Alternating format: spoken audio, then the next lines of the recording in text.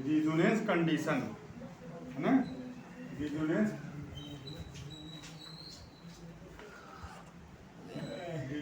Condition for LCR circuit.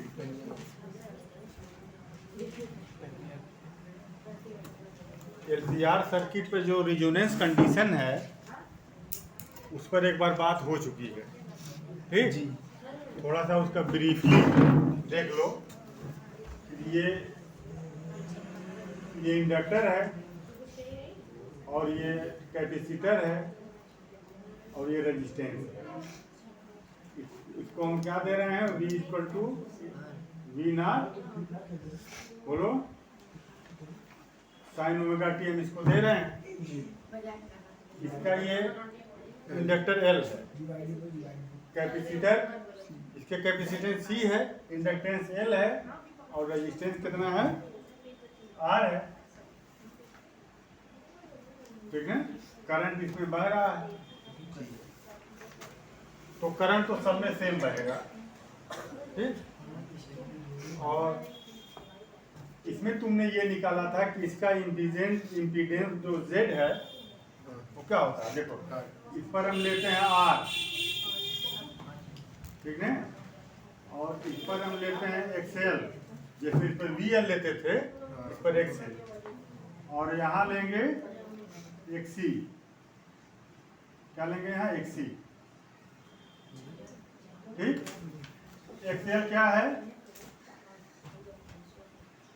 बोलो inductive reactance, XC क्या है, कैपेसिटिव रिएक्टेंस और R क्या है, रेजिस्टेंस। तो देखो यहाँ XL माइनस XC क्या होगा, अगर XL बड़ा है XC से, XC छोटा हो गया ना जी, तो इसमें से ये माइनस कर दो, इसका डायरेक्शन इधर है, इसका डायरेक्शन देखो इधर है और इसका डायरेक्शन इधर है। तो आप XL में से XC माइनस करोगे, मान लो इतना आ रहा है, इस पूरे में से ये माइनस कर दिए तो ये क्या आ गया, इतना XL माइनस XC आ गया, नहीं। और देखो अब इसका रिजल्टेंट किधर जाएगा, एक वेक्टर ये एक वेक्टर ये, यहाँ क्या बनाएंगे,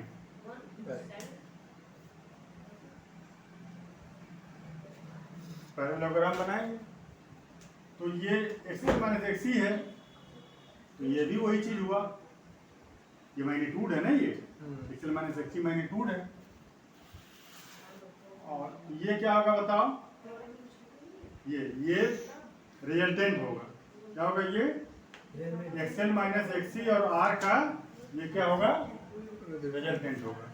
और ये जो रिजल्टेंट होगा Z equal to under root Pythagoras पर लगाओगे तो क्या आएगा, R स्क्वायर प्लस इसका स्क्वायर XL माइनस XC का स्क्वायर, ये नेट इम्पीडेंस Z है। ये कलेक्टिव इफेक्ट सबका, ये सबका जो रिएक्टेंस, ये रेजिस्टेंस, कैपेसिटिव इंडक्टेंस और रिएक्टिव इंडक्टेंस का जो कलेक्टिव इफेक्ट है वो क्या है, Z इम्पीडेंस है।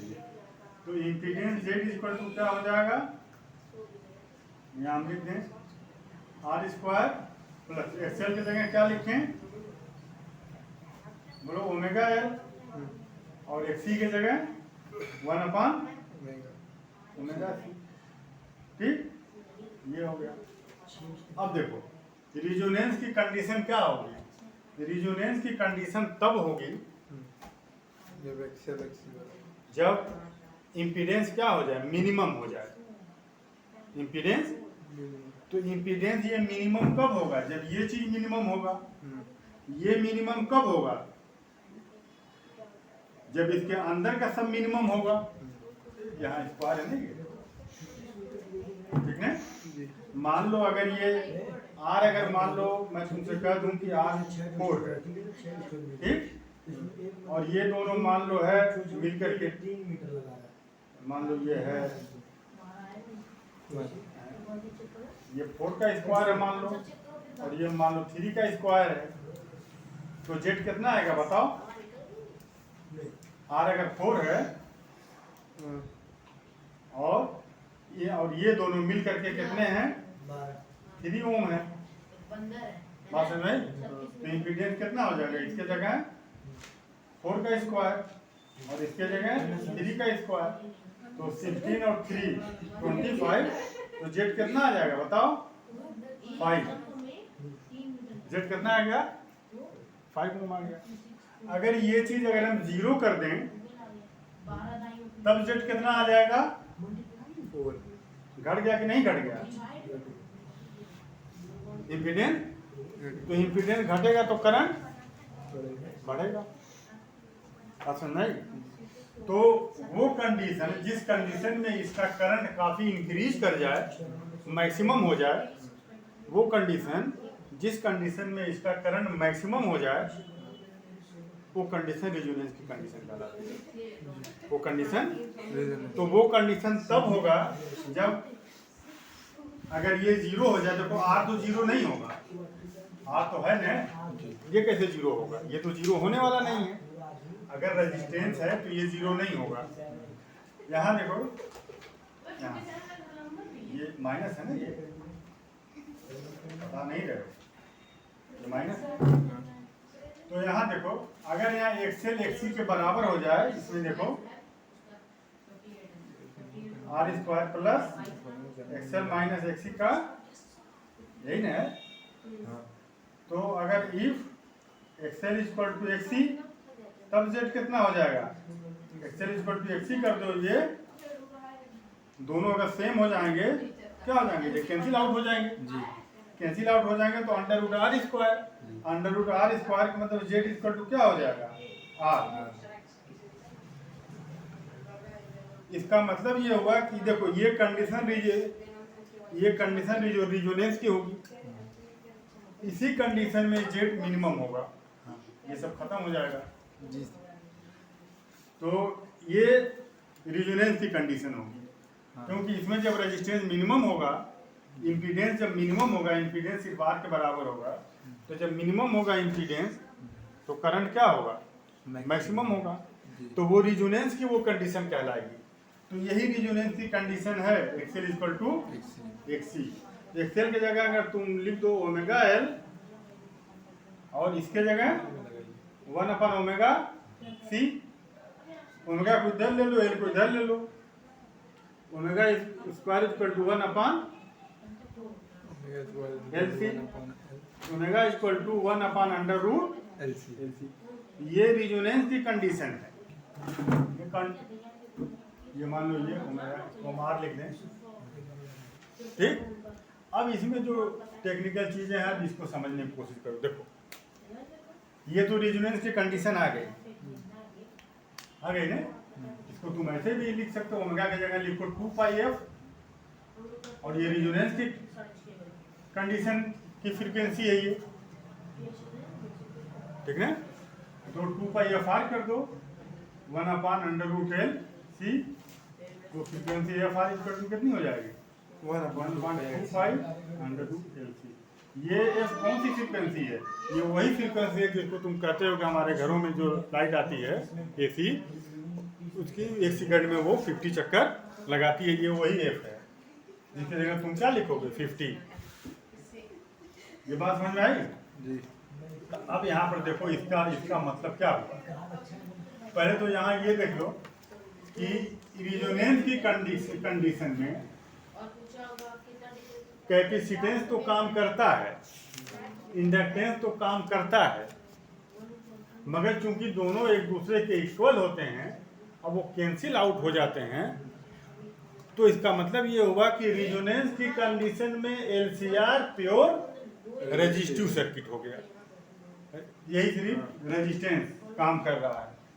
तो जिस सर्किट में सिर्फ रेजिस्टेंस होता है उसको क्या कहते हैं? Pure resistive circuit. तो एलसीआर सर्किट में जो रिजोनेंस की कंडीशन होती है ना, अगर ये रिजोनेंस की कंडीशन में है, एलसीआर सर्किट में अगर ये कंडीशन अगर फुलफिल हो रही है तो ये सर्किट प्योर रेजिस्टिव सर्किट होगी। बात समझ में आई? तो ये चीज याद रहे, ठीक। करंट भी क्या होगा देखो, तो अब करंट मैक्सिमम होगा करंट क्या होगा, मैक्सिमम होगा। तो देखो, तो करंट आई इक्वल टू क्या होता है, ई अपॉन आर, ठीक है, V equal to I R, तो I equal to V upon R, यहाँ वी की जगह ई लिख लो या वी लिख लो, कोई बात नहीं है। तो I not equal to V not upon R, I not equal to V not upon. Resonance के कंडीशन में करंट देखो ये होगा, करंट ये होगा, ठीक है। या इसको तुम लिख सकते हो I equal to V upon R, ठीक। तो देखो यार, रिजोनेंस के कंडीशन में ये दोनों सी कैंसिल हो गए और एल कैंसिल हो गया, उसका इफेक्ट, इसलिए करंट वी अपॉन आर हो गया, सिर्फ ये आर एक्टिव है। बात समझ में आई। अब यहाँ देखो एक चीज और, देखो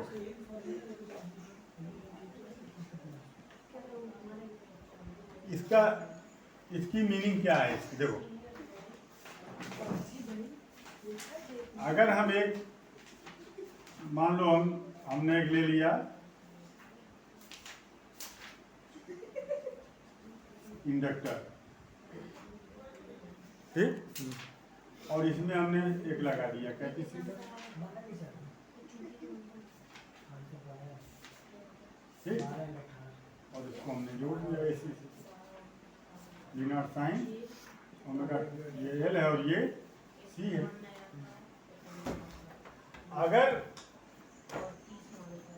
अगर इसका रेजिस्टेंस एकदम मिनिमम है, मिनिमम का मतलब ये है कि देखो एक्सएल होगा, इसमें एक्सी होगा ना, और इसका जो कॉइल है उस कॉइल का अपना कुछ रेजिस्टेंस भी होगा, कॉइल है तो कॉइल का अपना कुछ तार का रेजिस्टेंस होता है ना, तो कॉइल आप इतना मोटा लगाओ उसका रेजिस्टेंस जो मिनिमम हो, ठीक। तो अगर ये एक्सएल और एक्सी ये दोनों अगर काफी, अगर ये बड़े हैं, मतलब एक्सएल और XC is very very greater than R, ठीक। वो वायर का है ना, कि वो वायर का है,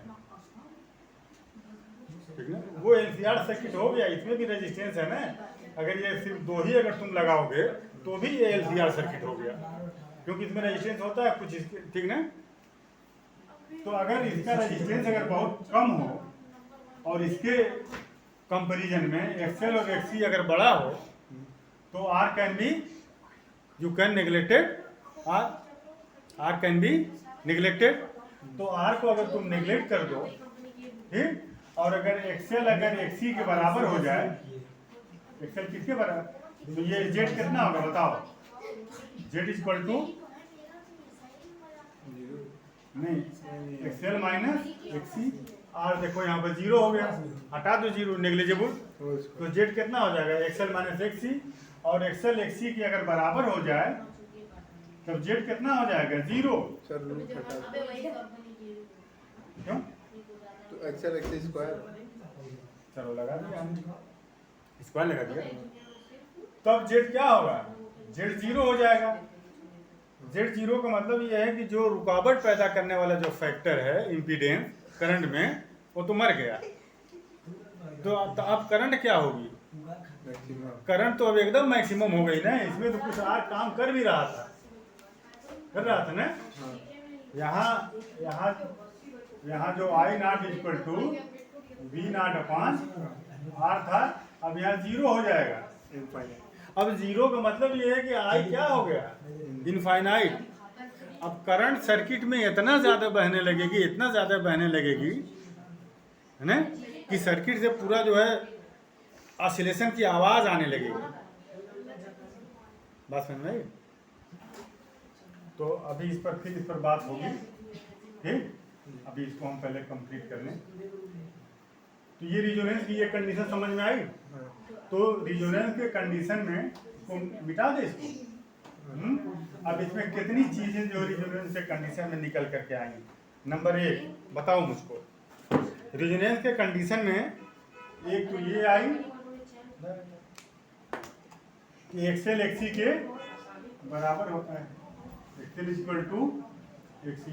दूसरी और क्या चीज़ मिली हमको रेजिस्टेंस मिनिमम कि ये जो रीजनेंस फ्रीक्वेंसी होती है ये 1/2 pi under root LC 1/2 pi under root LC.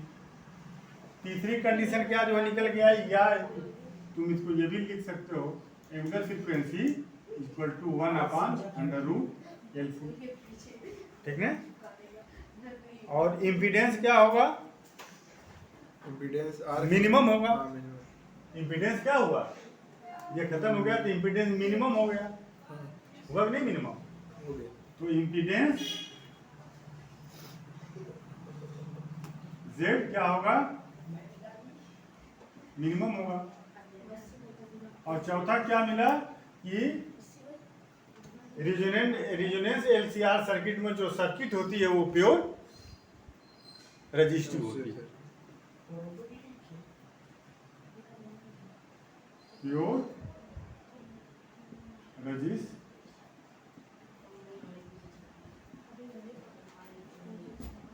Resistive circuit.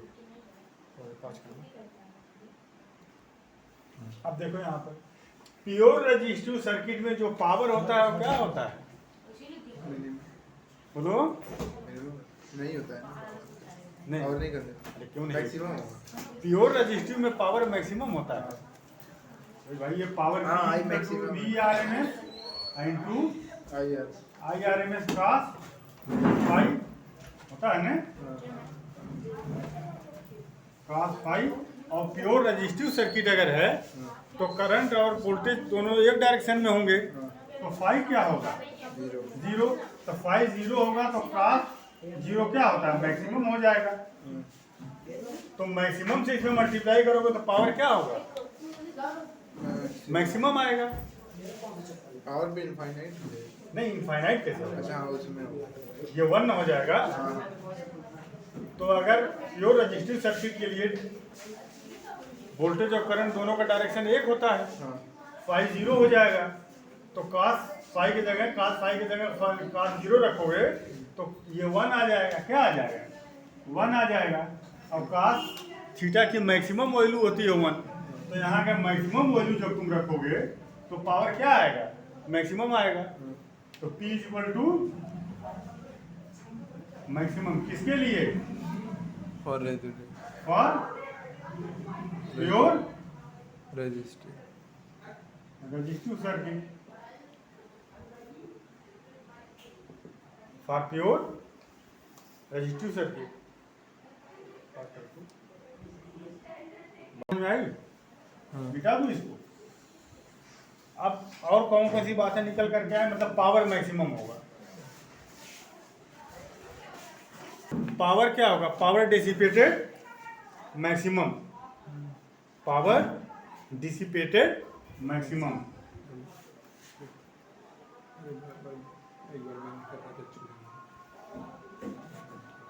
Power dissipated maximum. और क्या निकल करके आया,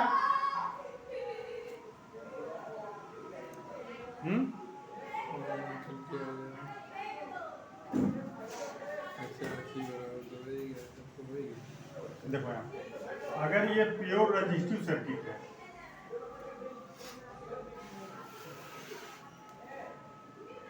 ठीक ना, तो ये कितना वोल्टेज V वोल्टेज अप्लाई कर रहे हो, तो इसके सिरों के बीच भी वोल्टेज क्या होगा, V होगा। इसके सिरों के बीच वोल्टेज वही है ना ये, ठीक ना। तो चलो इस पर इसके बाद जो है अब देखो शार्पनेस ऑफ रिजोनेंस, यहाँ मैं थोड़ा बताना चाह रहा हूँ इसको। देखो यहाँ देखो, मान लो ये FR equal to 1/2 pi under root LC, ठीक। देखो यहाँ एक तुम लगा दो यहाँ इंडक्टर और एक लगा दो कैपेसिटर, और इसको तुम मान लो तुमने जोड़ दिया AC या DC से, ठीक। अब यहाँ जो फ्रीक्वेंसी जो तुम दे रहे हो एसी की, एसी दे रहे हो, उसकी फ्रीक्वेंसी को तुम एडजस्ट करते जाओ।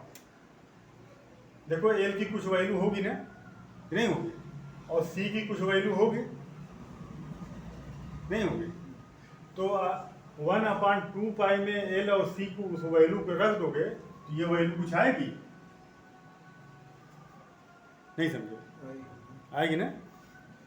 तो वो वैल्यू मान लो आ गई 1000 या 10,000, तो रिजोनेंस फ्रीक्वेंसी कितनी हो जाएगी बोलो?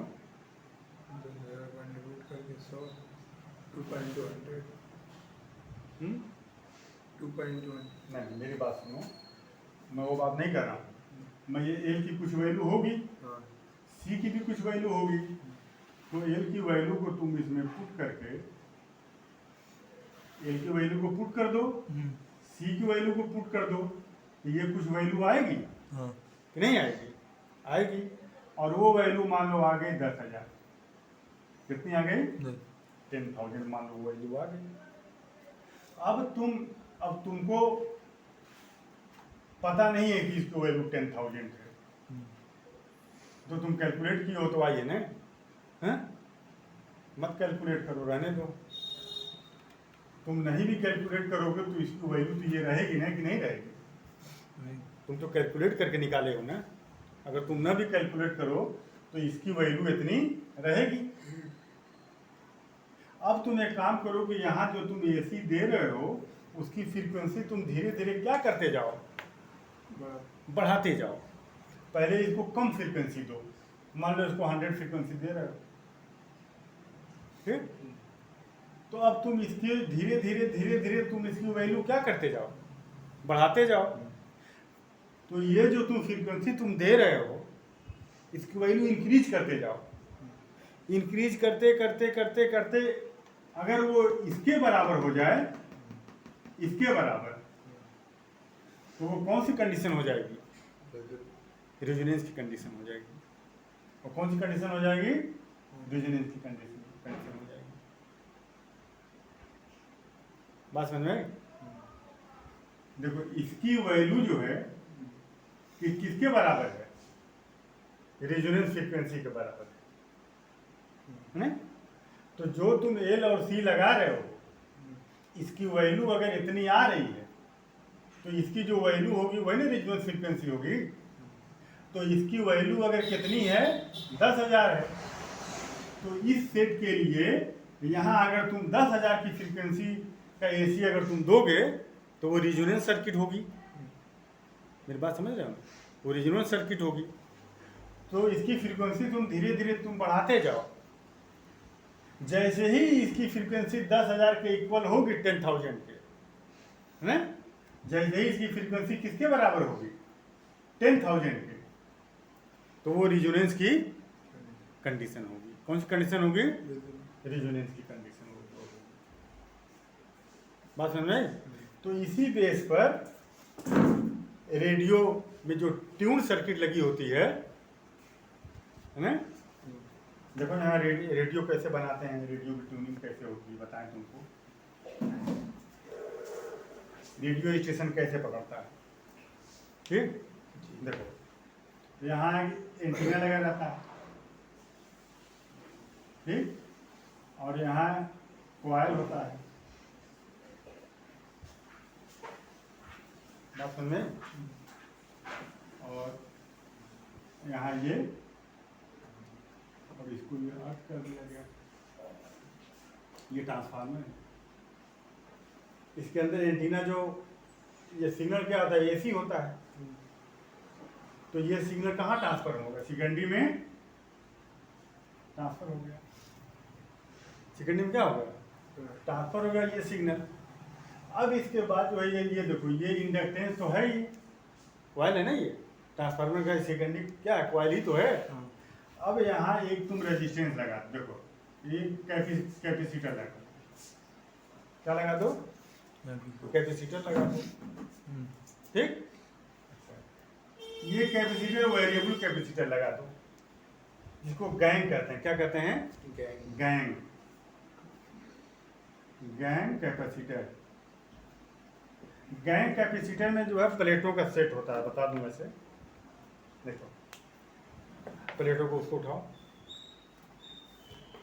देखो एक प्लेट ये होती है, इसके ऊपर एक प्लेट ये होती है, फिर इसके ऊपर एक प्लेट ये होती है, फिर इसके ऊपर प्लेट होती है, बीच में ये शाफ्ट लगा रहता है, राड। तो देखो ये वाली प्लेट फिक्स होती है, ठीक, इसके ऊपर वाली प्लेट जो है इस राड से लगी रहेगी, जुड़ी रहेगी। फिर इसके ऊपर वाली प्लेट फिक्स रहेगी, अब इसके ऊपर वाली प्लेट इस राड से लगी रहेगी। तो ये राड अगर घूमेगा तो जो जो प्लेट इस राड से फिक्स है वो प्लेट क्या होगी? घूमेगी। तो अभी हम मान लो ये दो सेट हम ले रहे हैं, ये इस राड से फिक्स है, तो इसको अगर तुम घुमाओगे राड को तो देखो ये प्लेट क्या होगी? घूमेगी। देखो देख रहे हो?